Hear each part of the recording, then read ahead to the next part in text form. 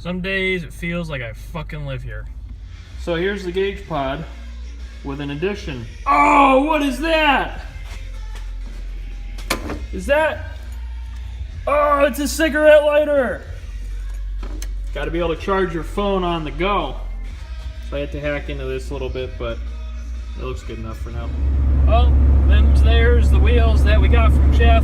Just picked them up from Competitive Edge Blasting and Coating in South Windsor. $40 for 2 wheels, and they came out really nice, so I can't complain there. And now we are headed to go pick up some primer for them so we can get them painted. And then after that, it's going to Oasis Tire in East Hartford to have them tubed and loaded with rim guard. Well, we're over here in the auxiliary workshop.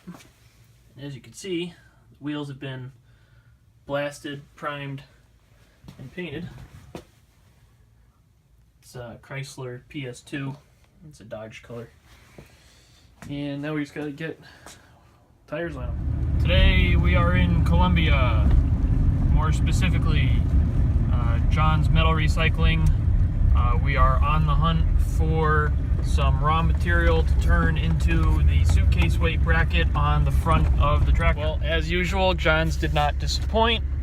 We got some good little coupons to work with, and once we get back after we acquire some lunch, I'll show you what we got, and then we'll start melting metal together. All right, here we are out in the garage working on it again. Okay, so hang on, let me go turn this radio down so we don't have to listen to stupid commercials. All right. So I don't think this thing is really going to need front weight, but we're putting front weight on it because that's what you do. These are some suitcase weights. I got 3 more of them for a total of 4 that I got. And those pieces of steel here, these are the ones that I got from the scrapyard. And just kind of eyeballed everything up and burned it in. And this here, let's see, is this? Yeah, I can touch this, okay. So basically the way this is going to work is I don't necessarily want this thing to be in front weight mode all the time. Example, when the loader goes on, because the loader's got a mount that's got to go up here. So these things they're kind of crude, honestly, but for now they're going to work. So basically what it is this is like 3/8 or 7/16, whatever it is, plate steel, and this, and this all match. So basically the way this is going to work is this is going to bolt in there like that, and then the suitcase weights will hang off the front.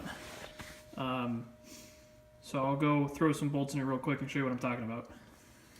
So just to give you guys some idea of what I'm talking about, obviously there's only the front 2 bolts in, but that's about how it's going to sit. I think I might consider cutting out the bottom. As you can see, the weight does not sit fully in, but the kind of nice thing about keeping it up like that is that it gets the weight a little bit farther from the ground, because there's maybe like 8 inches of clearance there. But obviously the back bolts are going to go in. I'm either going to run not all of my weights, or I'm going to have to maybe weld a nut into one of these holes, because as you can see, the fronts space the weight out a little bit. But that's basically how the front weight system is going to work. All right, so there it is bolted in. You can see it's pretty sturdy.